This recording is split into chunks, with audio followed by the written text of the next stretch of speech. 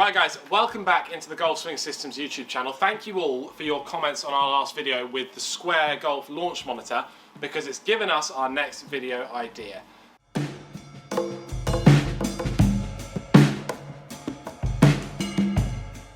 Now, in the red corner, we have got Square Golf. It's brand new to the game, it's budget friendly, and it gives you a lot of data for the money.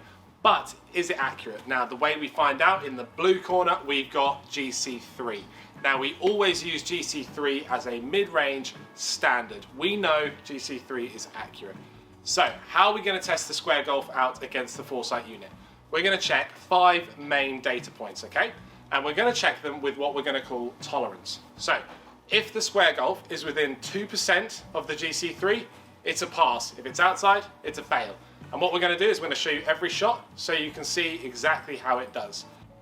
Now, the first thing we're going to test is going to be ball speed. And the way we're going to do this, we're going to run our way through the bag with 3 different clubs. So we're going to start with a pitching wedge, move to a 7-iron, and then hit a driver.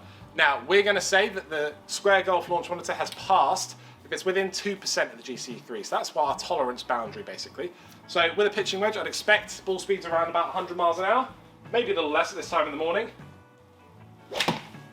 Oh, big old toe, that's not getting to 100 miles an hour.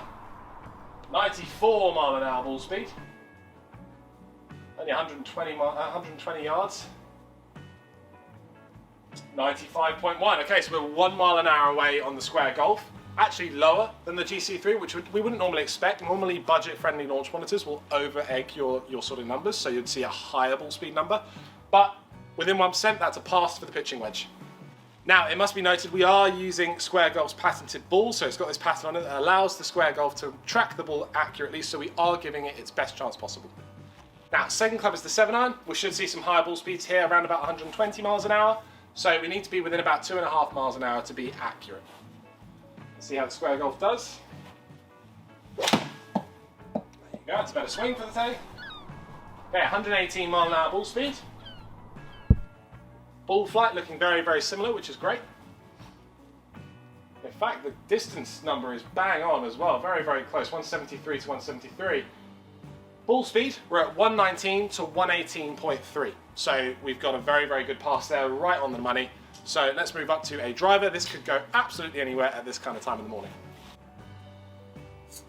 There you go.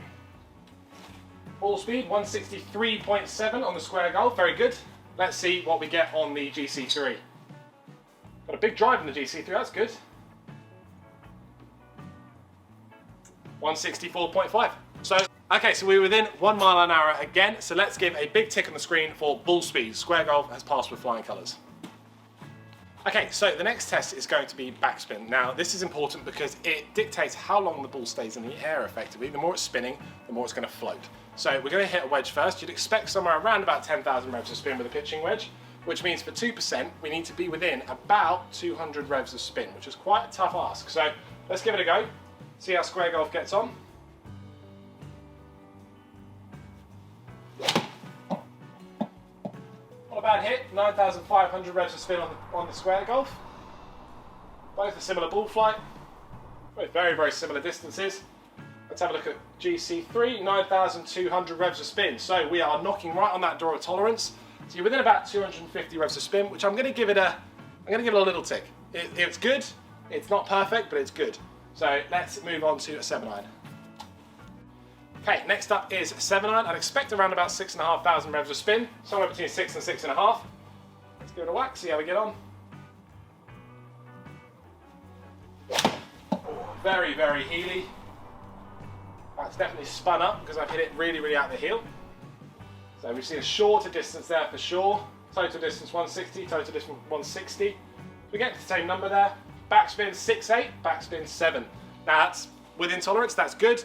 Terrible strike by me, bear in mind, but the spin was measured correctly. Now with a driver, which is next up, we're going to see far lower spin, so the tolerance comes way down. So the Square Golf's really got to put its money where its mouth is here. It's got to really, really perform. Let's give it a whack. The ball is off the tee. 1. Another Healy strike, so it spun way up, 4,000 revs of spin. Big old Healy fade, got away with it. Wow, what a rubbish strike. Let's have a look at the spin numbers. So we're at 4,181 backspin on the square golf, 4,121 on the GC3. That's very good for such a poor strike. That's very, very good. I'll hit another one to see if it keeps up with the centre strike as well. Let's give that a go. Let's try and find the middle of the club, Alex. There you go, very similar ball flight. 2,600 revs of spin on the square golf. Let's see what we end up with on the GC3. Again, within 2 yards of total distance there. Backspin 2797, so pretty good. I think it's just outside of our tolerance mark for a tick, but I'm going to give it, like I said, a little tick. I'm pretty impressed that it's within 100 revs, or around about 100 revs. That's pretty impressive. It's not going to affect your distances much at all. Now, in the interest of transparency for the video, we intended to show you club path as our next data metric to see if it's measuring accurately against the GC3. But what we found is the reflective tape for the square golf isn't showing up as well as it needs to when you've got one of the reflective dots on GC3. So we've got quite a lot of feedback between the two units. Now, we'll revisit this in another video, so we'll come back with something that doesn't use reflective dots, like a TrackMan, for example, and we'll measure club path against that. But for now, we're going to move on to carry distance as our next data metric. Okay, next on the list is going to be carry number. Now, this is my most important data tile on the launch monitor, because it's going to bring your handicap down the most. If you know how far your clubs are going to go, picking the right club on the course becomes way easier. Now, we need this to be within about 2.5 yards to be accurate with a pitching wedge, so that's 2% again. Let's give it a go. A smooth one there, well struck. Carry distance 120.6 on the square golf. Let's see what we get on the GC3. 118.6. Okay, so we're 2 yards out. We're just about in that tolerance range. So pitching wedge is a pass. Let's move up to 7-iron. Okay, next up is the 7-iron. Now, at 170 yards, we're going to need to be within about 3.5 yards of carry distance to be within tolerance. So we hit the 7-iron here on both ranges. Should carry this between about 165 and 170. Wasn't quite middle of that one, a bit low on the face. Probably going to go a little shorter because of that. Yeah, 153 carry was at the bottom. Versus 152.6, so that is bang on the money there. I'm going to hit another one just to try and middle one, but that one is definitely a pass. Let's give this another go here. That was a better strike.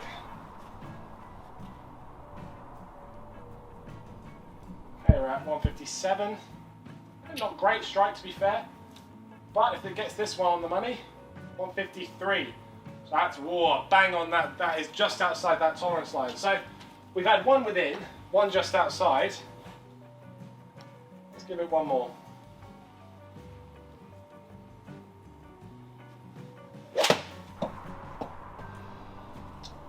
Not great to be fair, actually. It's on me, not the unit. Yep.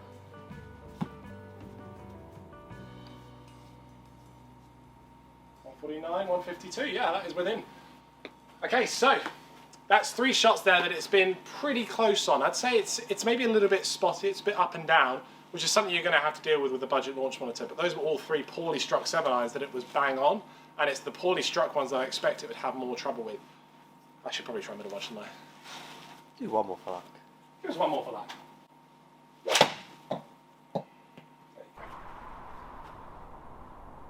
Okay, let's see how this gets on.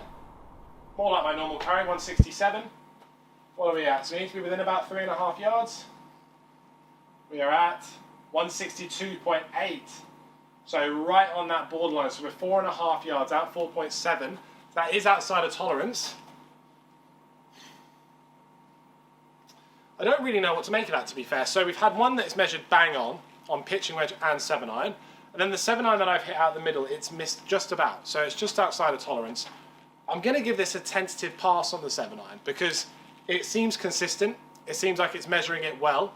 And differences in carry numbers are maybe a little difficult to judge on these ranges because they may be at different sea levels.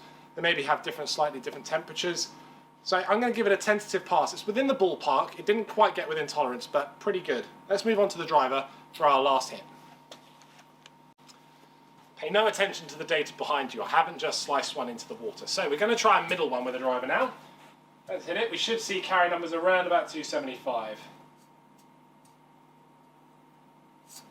There you go, a bit better. Ball speed right around what I'd expect at this time in the morning. Carry distance on the square golf, only 250. Didn't hit it great. Let's see how we do on the GC3. Ooh, bang on, 251. Okay, do you know what? I'm going to give that a pass. Now, it measured pretty well on the big old slicey one, not quite as close as that, but a middle driver, it's going to measure really, really accurately. So, when I say middle, that was maybe the middle section of the club face, definitely low. Okay, in conclusion, the square golf passed with flying colours on ball speed. It's measuring that very, very accurately, which you'd expect with its own version of a golf ball. So it's measuring its own patented product. So it's very, very good. It was right within tolerance there. Next up was backspin. Now, it was just outside tolerance on all of the shots we hit. It was right within a ballpark of about 200 to 400 revs of spin, depending on the club you hit. And I gave that sort of a tentative, it's in the ballpark, but it was a fail. It didn't get within tolerance. It wasn't within that 2%. Club path that we tried to measure, GC3 and Square Golf were having an argument, and neither of them won. So we're going to leave that for another video. We're going to move on with something like TrackMan and give that another go. But finally, we looked at carry distance. Now, carry distance was a bit of a mixed bag. So we had a 7-iron that was slightly outside. We had pitching wedges and poorly hit 7-irons that were fantastically measured, right within tolerance. And then the driver, that was kind of its swan song, within a yard, not even that, within 0.8 of a yard on a driver. So measuring carry distances, I would say it is accurate and consistent, which is most important, and for the most part, within tolerance. Now, my final conclusions are that the Square Golf for under £1,000 gets you an accurate and reliable launch monitor that gives you a hell of a lot for your money. You're getting club data, ball data, and, a course simulator within the app. It's a hell of a lot for your money, and it is trustworthy as well. That data was consistent throughout the day. Even if some of them were just in the ballpark, they weren't within tolerance, they were consistent, which is what I think is most important. If you're measuring with a launch monitor that is consistent, you can see how you're improving and see some reliable data.